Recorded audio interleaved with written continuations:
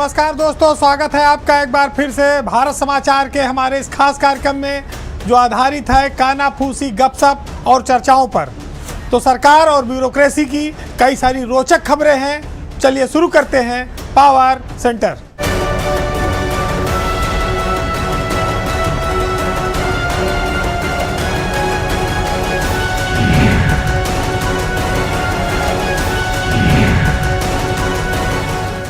एक पिक्चर आई थी कि राम तेरी गंगा मैली हो गई पाप धोते धोते।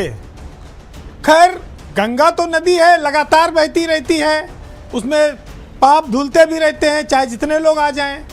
लेकिन सामाजिक सिस्टम में एक बार जब आदमी पाप के दलदल में घुस जाता है तो उसका धुलना बहुत कठिन हो जाता है। बात उत्तर प्रदेश के सबसे बदनाम IAS अफसरों में शुमार रहे अभिषेक प्रकाश की। अभिषेक प्रकाश उत्तर प्रदेश में ब्यूरोक्रेसी में एक ऐसे अफसर बने जो घूसखोरी के आरोप में निलंबित चल रहे हैं और वो लगातार सुर्खियों में रहते हैं। एक बार वो फिर सुर्खियों में इसलिए हैं कि उनके निलंबन की अवधि बढ़ाने के लिए सरकार ने केंद्र को पत्र भेजा है।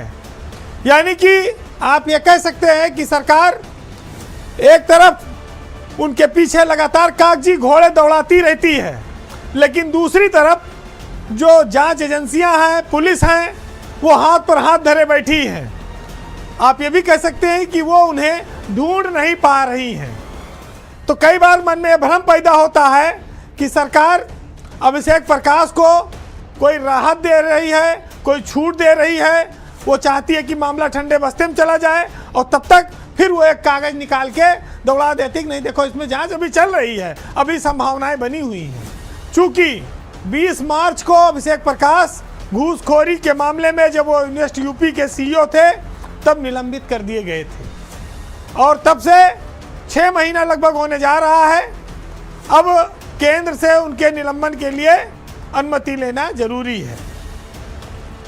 वैसे महत्वपूर्ण बात यह है कि उत्तर प्रदेश में सोलर फैक्ट्री लगाने के नाम पर जो घूसखोरी की मांग की गई, जिसे घूस दी गई, वो पकड़ लिया गया और उसने कहा कि फला अफसर के कहने पे मैंने इनसे ये घूस ली। उस अफसर का नाम आज तक FIR में नहीं आया। तो लोग करोड़ों की घूस डकार कर भी आज तक पुलिस के शिकंजे से बचे हैं।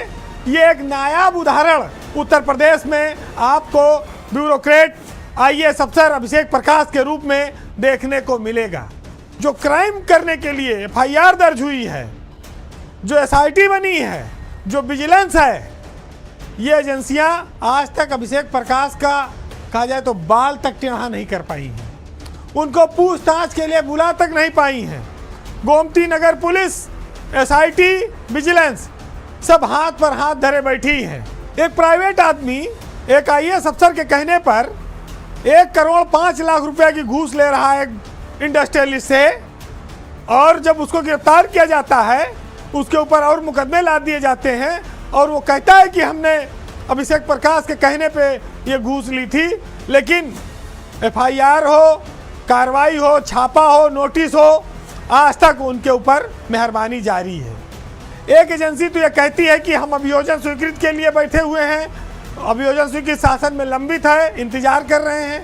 दूसरी ओर वही शासन, वही मुख्य सचिव का कार्यालय अभिषेक प्रकाश के निलंबन को बढ़ाने के लिए केंद्र को पत्र लिखता है। एक तरफ अभियोजन स्वीकृति नहीं देता है, दूसरी तरफ पत्र लिखता है।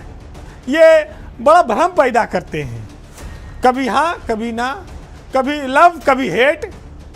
तो ये समझ में नहीं आता कि आखिर सरकार ने कार्रवाई करके इस मामले को ठंडे बस्ते में डाल दिया या वो ये चाहती है कि इस मामले में जो भी हो अपने आप हो, हमें ज़्यादा कुछ ना करना पड़े। इसीलिए ये कई बार चर्चा आई कि सरकार ने ढील दे दी, वो अभिषेक प्रकाश को बचाना चाहती है।